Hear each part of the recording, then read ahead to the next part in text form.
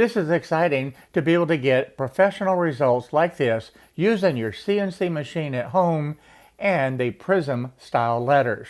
Today, we're going to look and see exactly how this is done to be able to create this type of a design. You can do this easily with your CNC machine. Hey everyone, welcome back to Papa's Workshop.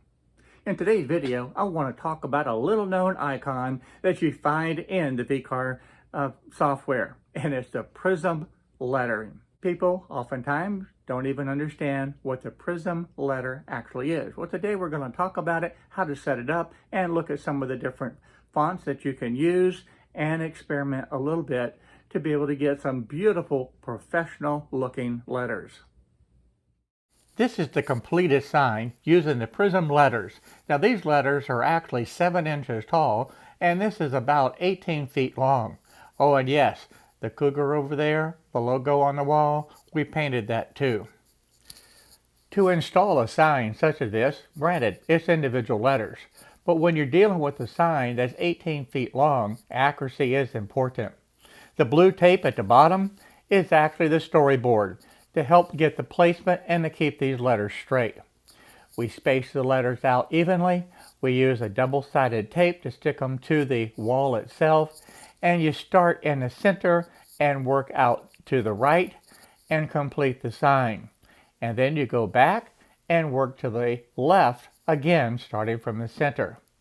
The tape itself creates my storyboard, as I had said, and I can write on that tape and measure out everything and keep track of exactly what's taking place, and I don't have to worry about marking on the wall itself. The other tools that I used, of course, was the square to be able to make sure the letters were vertical, and then this paint stick was actually the perfect size. This is a little over 1 inch wide, and it gave me the perfect spacing that I was looking for to be able to place these letters onto this surface. The double stick tape holds them in place, and this actually is a carpet type of double stick tape to hold it in place. So this is the way we install the letters, and at the end, when we place that last letter up on the wall, you can double check yourself and see if it actually worked out to be exactly where you wanted it to be.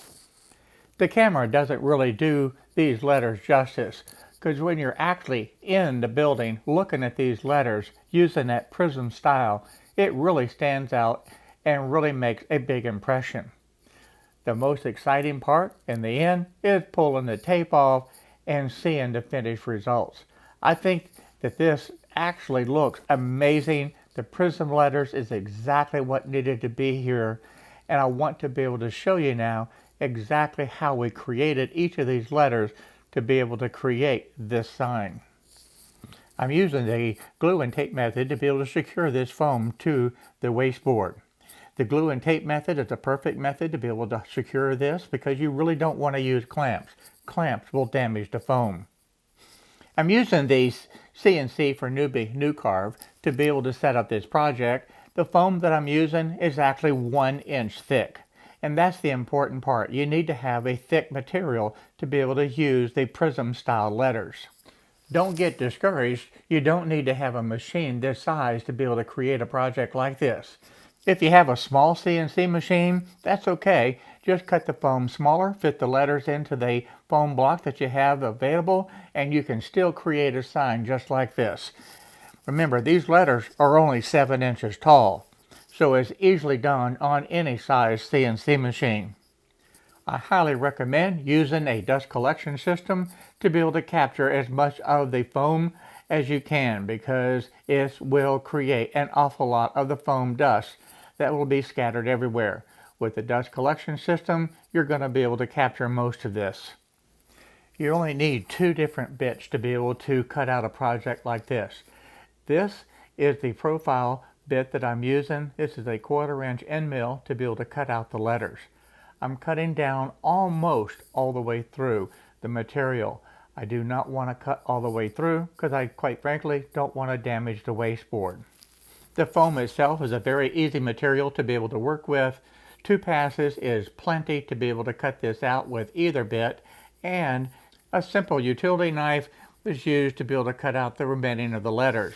Well, after about 40 minutes, all of the different letters were cut out on the CNC machine, and it took about another 20 minutes to be able to cut these with a utility knife. When you look at this, you see a very small little ridge right there at the base, and you see that same ridge there. These letters were cut out in 2 passes, and that represents those 2 passes. The reason that ridge is there, very simple. I had the wrong angle for the bit that I was using for the VCarve.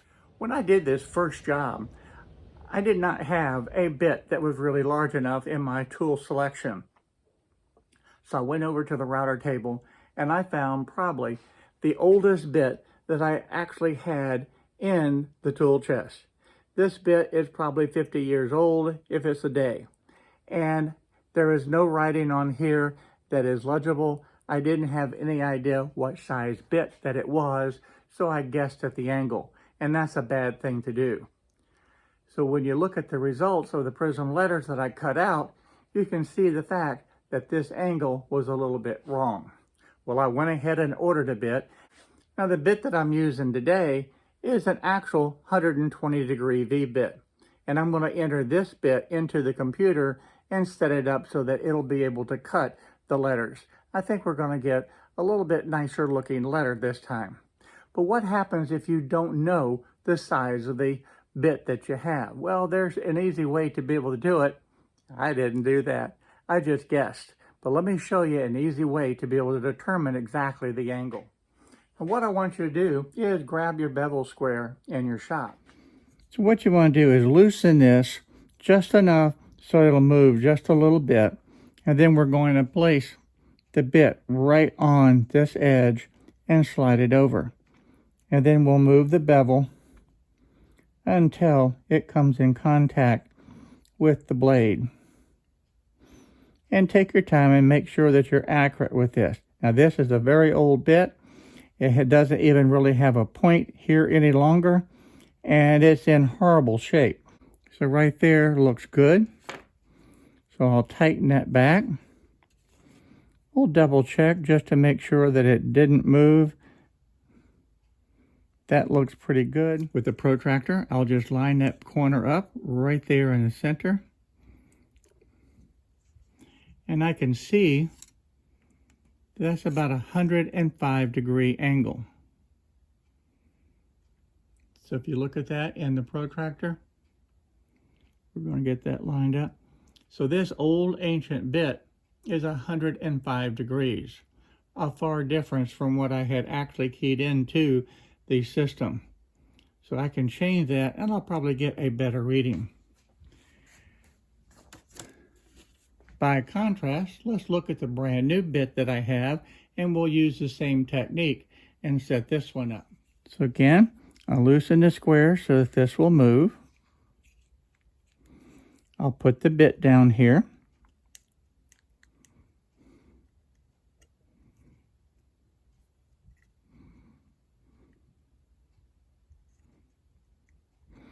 And I'll slide it over where it touches.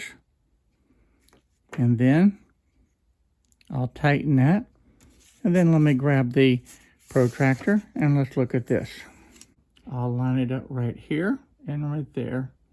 And you can see, in fact, that is a 120-degree V-bit. Lines up perfectly here, down to this point right there, out to the edge. So that's how you can verify that you have a 120-degree V-bit. Real simple process, but it's something I encourage you to do if you don't know the bit that you have. But we're going to go down here under the bit. Now I had selected 110, we know it's 105. So I'm going to go in here and edit this. The angle right here, not 110, it's actually 105.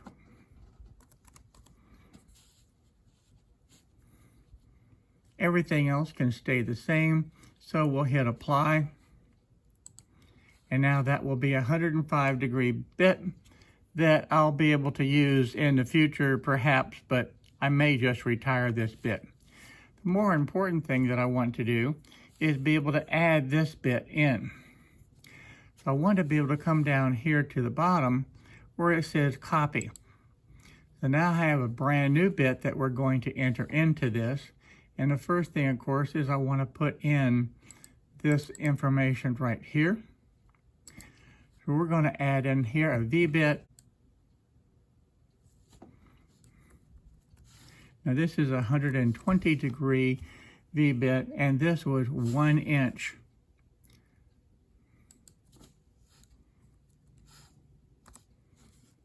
And there we go. That takes care of that part. Let's go down to this area. We need to change this diameter. You can see the overall diameter, and that is 1 inch. And this angle is 120 degrees. And of course, it's 2 flute. So that will be what we need to have entered in here. So now we can verify this V-bit at 120 degrees. It's 1 inch. And we have the diameter, we have the angle, 2 flute. And to create the settings, these settings are perfectly fine. Now, depth per pass is actually a 1/2 inch. That's going to be fine for foam, but if it's not in foam, that's going to be way too much. So we're going to change this to a 0.05, and then we can adjust this as we move along with the different types of materials that we cut. So we'll apply that, and then we'll hit close. Let's select the 120 degree V-bit, and we'll select it, and we'll come through and calculate that. And let's see what it looks like now.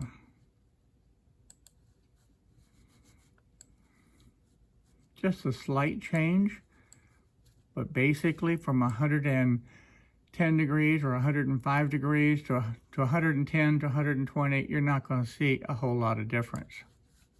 Let's go through and let's recalculate this one.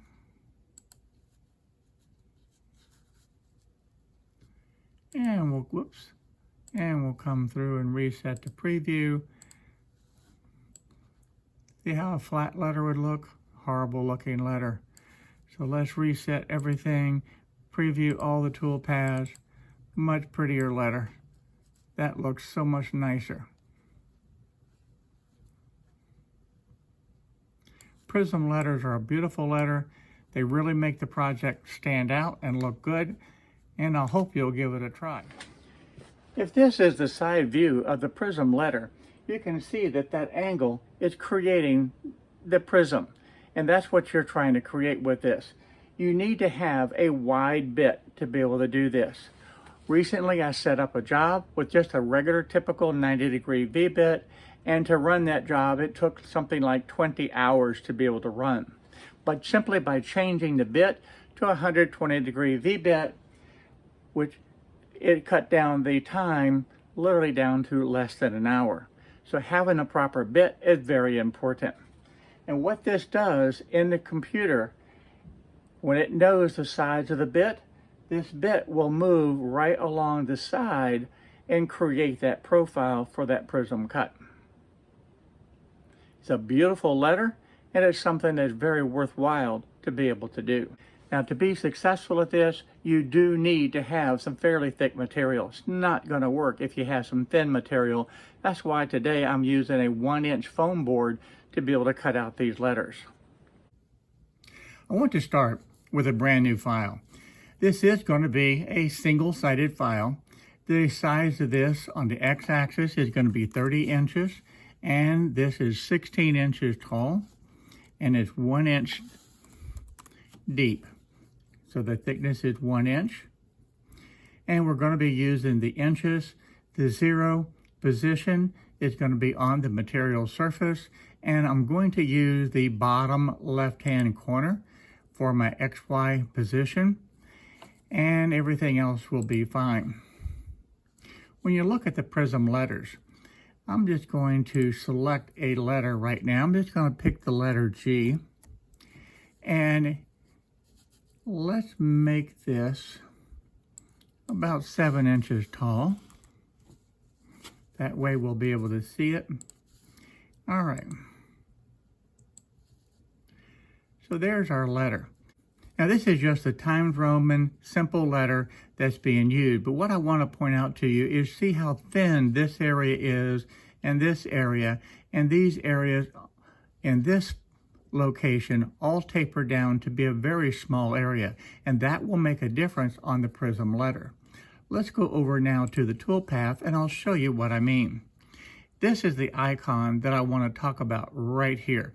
And this is an icon that, quite frankly, it has a home all by itself, but I don't think it gets used often enough. I think this is a very definite underused icon. But let's click on this and we'll set the start depth at 0. And then you have a prism depth, and that's how far from the surface it's going to be able to go down. You have a depth set here for full prism, and you can see that that automatically sets at 0.4196. So we're going to select that, and I'm going to use a V-bit. This V-bit is a 110-degree V-bit. We'll use that. And this gives you an idea of what it's going to look like. And you can see how this tapers down to be a real small area. Now what I want to do is show you on the surface here. On the surface, you can see that this is 0 right down here at the bottom. But if I move over to the tip of this, you can see that's down just 0.03, so it's almost at the surface.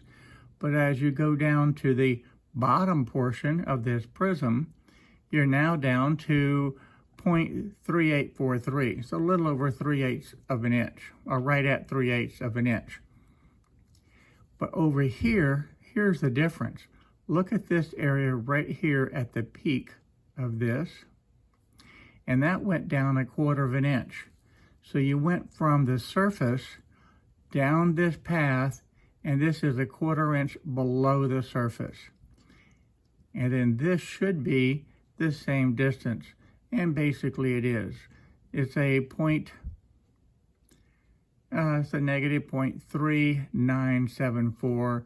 Over here, it was a 3974, 3972. So these are going to be consistent, but you can see how this will taper down. And what I want to do is add another tool path so we can get this letter cut out. And I'm going to come up and do the tool path, and we're going to cut down all the way through. And we're going to use a 1/4 inch end mill. And we'll just do this in one pass because we're working with foam, and this is for the demonstrations only. So there we go. And we'll calculate that. So let's reset, preview the tool paths, double click that, and now you can get an idea of just how thin this is. So that's a very thin area. These taper down to very thin, and that's something that I quite frankly don't really like in a prism letter. But you can see how you get that prism look. And you can see that all the way around. And what I want to do is change letter styles. So we're going to close this. We're actually going to delete all of these tool paths, and we're going to start completely over.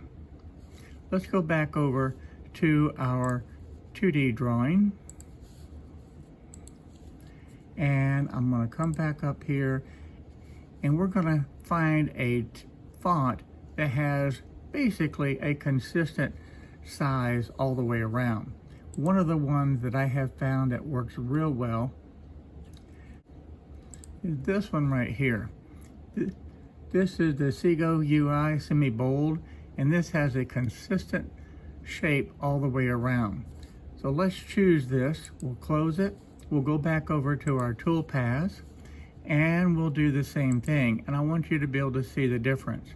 Now we're going to set the full depth. we're going to use the same bit and we'll calculate it. We'll reset this because it still has the old one in there, and now you can see something is totally different in appearance. Now I want to set up the toolpath again for the 1/4 inch so we can get that in there. 1 inch. Okay. We don't need all of those. All right. And we'll calculate it. Let's reset our preview and preview all the toolpaths. Double click on it, and now you can see the letter and what it's going to look like. And that's what gives you the Prism look. So with this font selected, let me show you how I set up a project. The first thing that I do is actually write out what the sign is going to say. This says learners today, leaders tomorrow. So then I want to count and see how many letters that I actually need. So now that I have that, I can actually set up the project. The letters that I want are going to be 7 inches tall. And let's see, what size letter is this? This letter is 7.23 inches tall. So I'm going to change this. I'm going to leave the XY linked together. So that will change this accordingly. So let's put in 7.0. And that changes it. And now I have a 7-inch letter. Now, do I even need a G? Well, let's look at the list. I don't think I need a G at all, so we're going to cut this one, and let's go make an L. So I'm going to come up here. We're using the same font. I'm going to use the capital L. I want the height of this to be the 7 inches. So I'll click OK. We'll close that out. And there's the first letter. Now how many L's do I need? I actually need 2 L's. So I'm just going to hit Control C and Control V and get a second letter. And then rotate that letter around.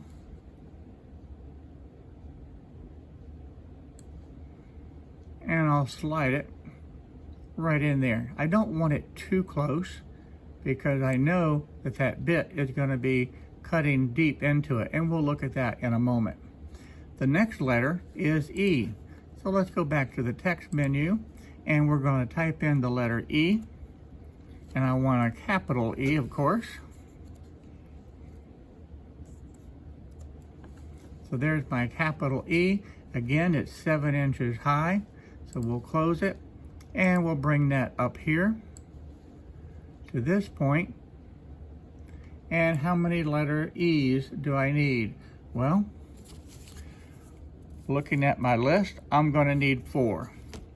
So Control C and Control V.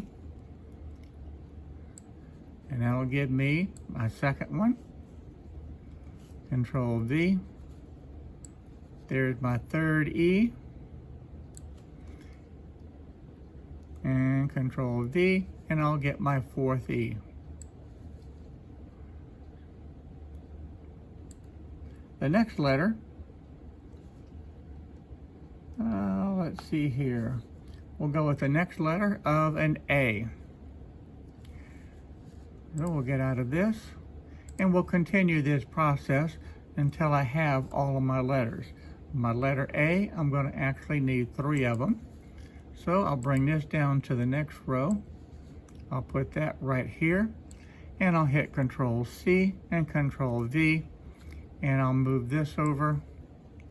And of course, I'm going to rotate it to be able to get my spacing a little bit better.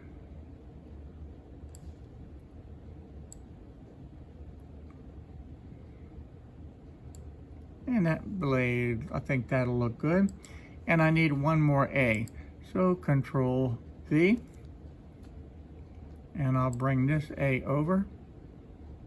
So all the A's are done. So that takes care of my L, my E, my A, and my N. Now I have 2 T's. I wonder if the S is fairly large. I wonder if I can get 2 T's in here.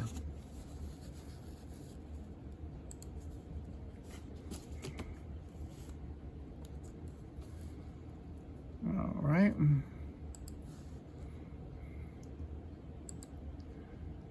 Now, can the T fit up right in here? Certainly. So there's one T. And I need two, so that's Control C and Control V. And I'll bring my second T right down there. So that takes care of the two T's.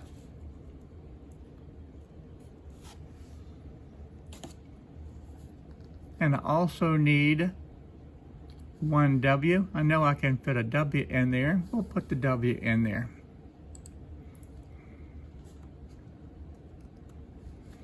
And we'll close that out.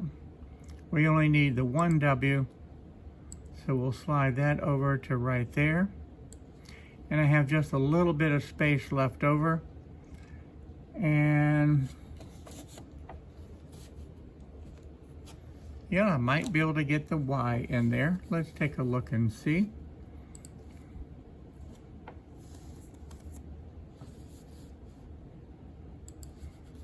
Oops, I did not want to do that, but that's all right. We'll take my Y. We'll slide it over to right there.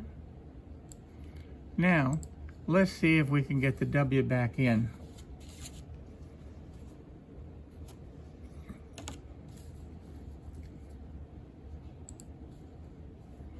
And we'll type W.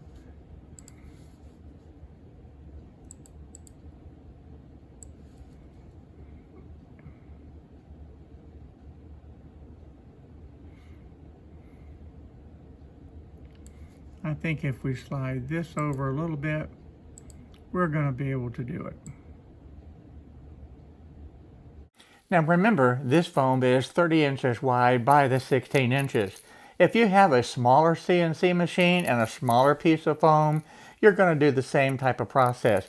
Just work with the size that you have, fit the letters in, and if you need to add another sheet, well, you can do that. Now let's see what the tooling look like with the tool paths. So we got the majority of the letters for this sign right there. So let's go over here to the tool paths. We'll close all of this out. We're going to delete all of my tool paths.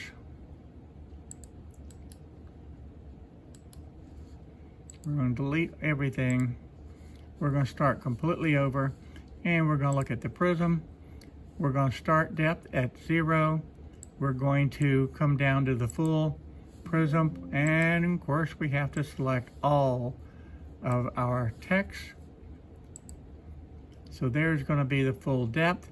We are using the 120-degree V-bit that we just set up, and let's calculate and see what this is going to look like. Let's reset to get rid of the G that we don't need in there. And that's going to have everything clear. That's actually going to look good. Now let's add the 1/4 inch bit in there.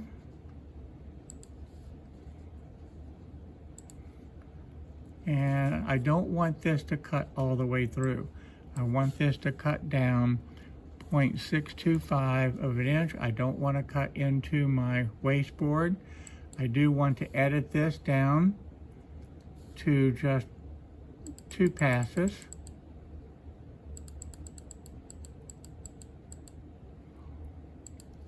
Okay, and then we will hit calculate. Now let's reset everything.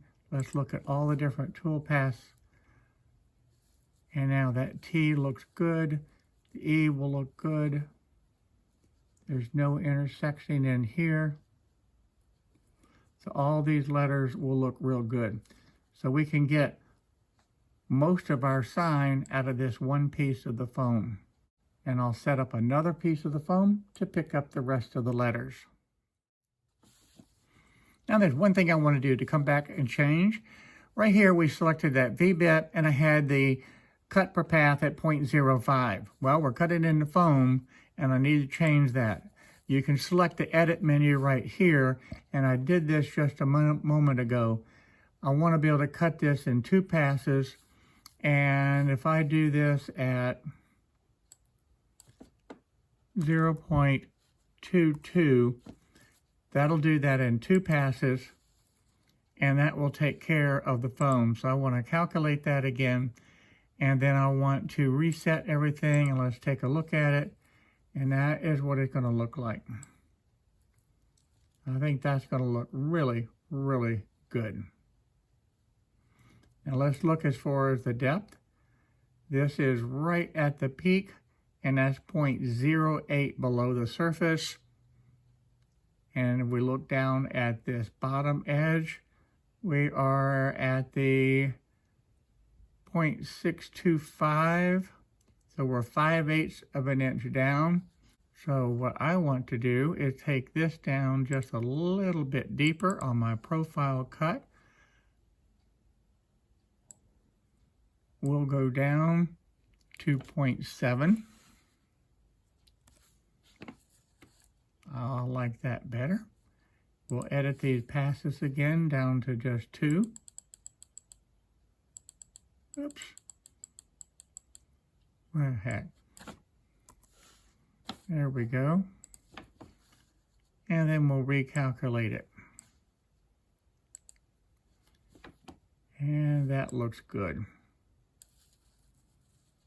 That'll make all these letters do good, and then I can cut them out, and I don't have to worry about damaging my wasteboard. Foam's real easy to be able to cut. One of the nice things about the Prism Letters is that you can go through and select any font that you wish. We use 2 different fonts in the video today to show you a drastic difference between the appearance of the Prism Letters. And I personally like the block type letters to be able to give a consistent, even prism look. And I think it's a very professional look, and I think it's a look that really makes a sign stand out, especially from a distance. So I hope you learned a little bit today about the Prism Letters and that forgotten icon that's in VCarve. Too many times, these different little icons are overlooked, and there are some very valuable projects that you can do using some of these little known icons, and the Prism style letters is one such icon that I hope that you'll take advantage of and try in upcoming projects. I think what I'm going to do now is go cut out some more letters using this foam and with the sign that I had just set up. So I want to thank everybody for watching today, and I look forward to seeing you in the next project. Bye-bye, everyone.